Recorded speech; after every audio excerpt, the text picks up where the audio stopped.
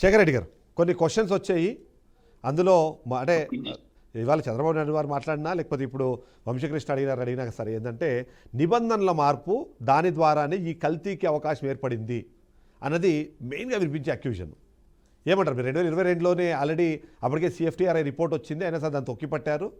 ఆ రోజే ఆపి ఉండుంటే కనీసం ఒక 2 సంవత్సరాల పాటు అయినా ఒరిజినల్ నెయ్యితో లడ్డూలు తినే అవకాశం ఉండేది, దాన్ని లేకుండా చేశారన్నది ఆరోపణ. ఏమంటారు సార్? నమస్తే చిదంబరం గారు, మీకు అలాగే మన మిగతా ప్యానలిస్టులకి, బీఆర్కే న్యూస్ వీక్షకులందరూ కూడా గుడ్ ఈవినింగ్ అండి. ఈ రోజు చంద్రబాబు నాయుడు గారి ప్రసంగంలో ఆద్యంతం మా మీద విషయం చెప్పారు కాబట్టి మేము ఒక 2-3 నిమిషాలు దయచేసి మాకు ఇవ్వాలని ముందుగానే రిక్వెస్ట్ చేసుకుంటున్నాం సార్. ఎందుకంటే విషయం మా మీద జిమ్మారు, సమాధానం చెప్పాల్సింది మేమే కాబట్టి. సార్, ముందుగా చంద్రబాబు నాయుడు గారు చిమ్మిన విషయం ఏంటంటే NDDB రిపోర్ట్ ప్రకారం మాత్రమే నేను మాట్లాడాను, NDDB రిపోర్ట్ లో జంతు కొవ్వు కలిసింది అని చెప్పేసి వచ్చింది అని చెప్పేసి ఆయన మాట్లాడారు సార్. కానీ NDDB రిపోర్ట్ లో వాళ్ళు కొన్ని ఏమి ఇచ్చారంటే సార్, మినహాయింపులు ఇచ్చారు సార్. ఆ మినహాయింపులు ఎందుకు పట్టించుకోలేదు? ఆ మినహాయింపులు ఏమని ఇచ్చారంటే సార్, నోట్ అనే పాయింట్ కింద however under the circumstances listed here four A falls positive result can be obtained.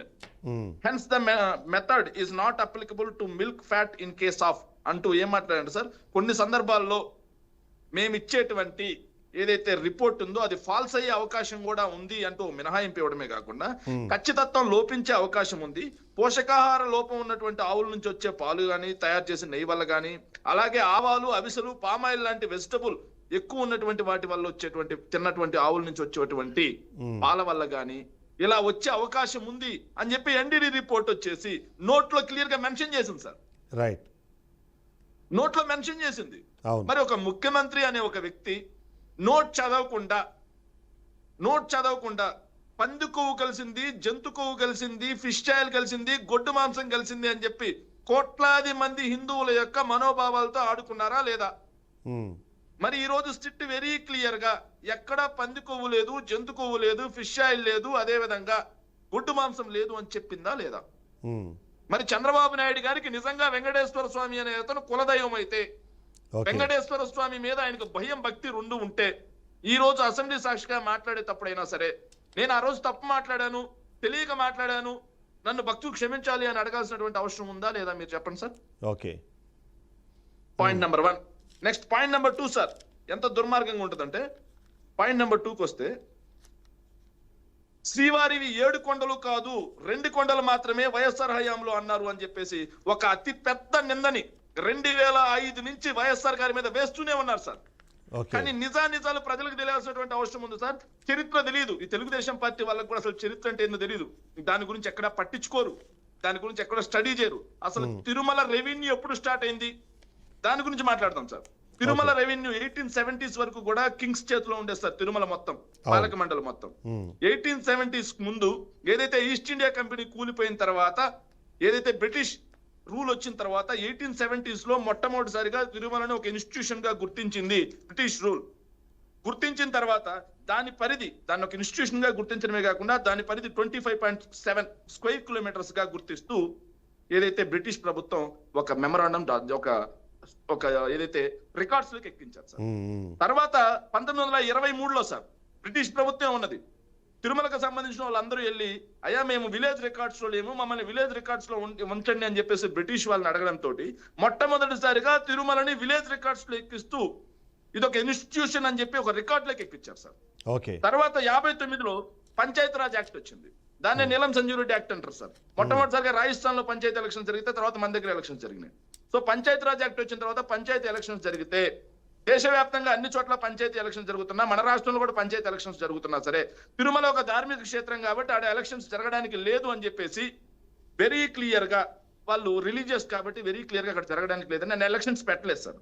తర్వాత 1964లో టీటీడీ ఏం చేసిందంటే సార్, పంచాయతీ ఎలక్షన్ జరగట్లేదు, సర్పంచ్ లేడు కాబట్టి మరి అక్కడ విధి విధానాలు ఏంటి, ఎవరు చూడాలి అన్న ఒక ఉద్దేశంతో మొట్టమొదటిసారిగా టీటీడీ ఈఓకి పంచాయతీరాజ్ ఏదైతే సర్పంచ్ ఉండాల్సినటువంటి హక్కులు టీటీడీ ఈఓ చూస్తాడు అని చెప్పేసి ఒక నోటు మాటగా చెప్పుతూ అప్పుడు టీటీడీ ఈఓగా ఉన్నటువంటి నరసింహరావుకి మొట్టమొదటిసారిగా ఆ పంచాయతీ బాధ్యతలు అప్పచెప్పారు సార్. 75లో దాన్ని చట్టం చేశారు సార్. దానికి పంచాయతీరాజ్తో పాటుగా హెల్త్, పంచాయతీరాజ్ 2 ఇచ్చి సర్పంచ్ చూడాల్సినటువంటి బాధ్యతలు మొత్తం ఆయనకే ఇచ్చారుగా 1975లో చట్టం చేశారు సార్. దాన్ని జీవో ఇచ్చారు. తర్వాత 83లో సార్ ఎన్టీఆర్ గారి గవర్నమెంట్ వచ్చింది. అసెంబ్లీలో పంచాయతీలో ఎలక్షన్స్ జరిగే క్వశ్చన్స్ ఏమైనా ఉన్నాయా అంటే లేవని చెప్పారు. 2 సార్లు అడిగారు. తర్వాత చల్లా కొండయ్య కమిటీ అని చెప్పి ఒకటి తీసుకొచ్చారు సార్. చల్లా కొండయ్య కమిటీ ఏమని వెరీ క్లియర్ గా ఎందుకు తీసుకొచ్చారంటే, రాష్ట్ర వ్యాప్తంగా ఉన్నటువంటి ఎండోమెంట్ డిపార్ట్మెంట్ లో మార్పులు చేర్పులు కోసం చల్లా కొండయ్య కమిటీ తెచ్చారు. చల్లా కొండయ్య కమిటీ తెచ్చిన తర్వాత అయినా సరే చల్లా కొండయ్య కమిటీ 2 రికమెండేషన్స్ ఇచ్చింది సార్. అందులో కూడా వెరీ క్లియర్ గా రికమెండేషన్ ఇచ్చింది సార్. మీకు కావాలంటే నేను పంపిస్తాను, లేదంటే చూపిమంటే నేను చూపిస్తాను కూడా చల్లా కొండయ్య కమిటీ యొక్క రిపోర్ట్ కూడా. సో దాంట్లో వెరీ క్లియర్ గా ఇంతకు ముందు ఏదైతే 25.7 స్క్వేర్ కిలోమీటర్స్ పరిధి ఉందో ఆ పరిధిలో పంచాయతీ ఎలక్షన్ జరగడానికి లేదు.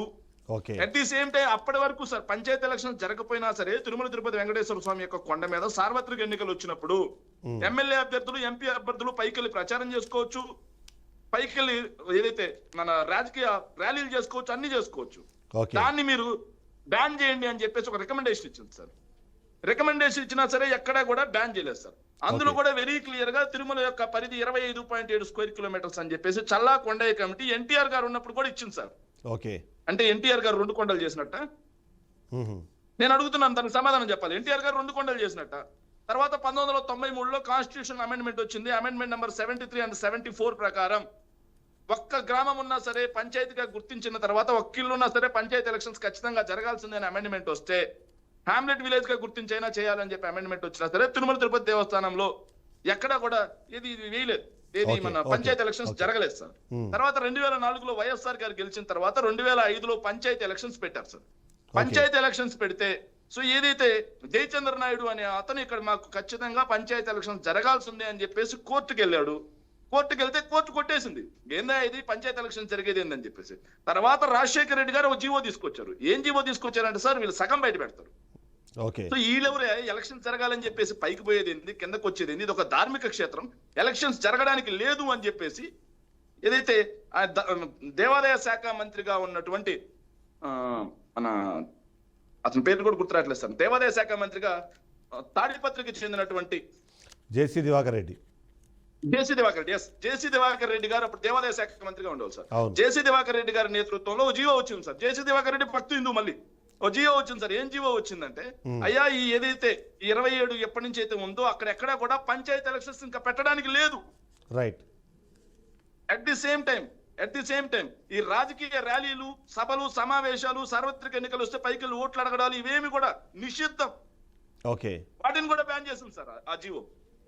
వాటిని కూడా బ్యాన్ చేసింది. తర్వాత చంద్రబాబు నాయుడు గారికి మతాల మీద రాజకీయాలు ఆడటం ఎప్పటి నుంచో పెద్ద ఇది సార్. ఆయన ఏం చేశారు, సో ఈ 333 జీవో 2 కొండలు అని చెప్పేసి నిర్ధారించారని చెప్పేసి, ఎక్కడైనా సరే తిరుమల తిరుపతి దేవస్థానానికి 2 కొండలు అని చెప్పి రాశారా? అసలు కొండలన్న పరిధి ఇవ్వడమే పిచ్చి మాట అని చాలా మంది చెప్తున్నారు. అసలు 7 కొండలు ఎక్కడ ఉన్నాయి, ఏ పరిధి, ఏ కొండలో?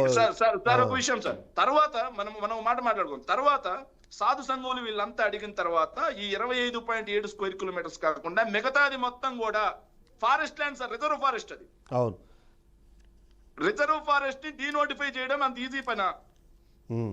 రిజర్వ్ ఫారెస్ట్ మొత్తాన్ని డీనోటిఫై చేసి మొత్తం సర్వే చేయించి 333 కిలోమీటర్స్ స్క్వేర్ కిలోమీటర్స్ ఏదైతే ఉందో ఆ స్క్వేర్ కిలోమీటర్స్ టీటీడీకి చెందేలాగా 7 కొండలు జీవో ఇచ్చాడు సార్ ఆయన. కానీ ఇప్పుడు ఆరోపణ ఏంటంటే 2005లో మీరు ఏదైతే 332 జీవో ప్రకారం ఉన్న దానిపైన 2 సంవత్సరాల పాటు దేశవ్యాప్తంగా నిరసనలు వస్తే, ఉద్యమాలు వస్తే దానికి అనుగుణంగా 2007లో మీరు జీవో ఇచ్చారు.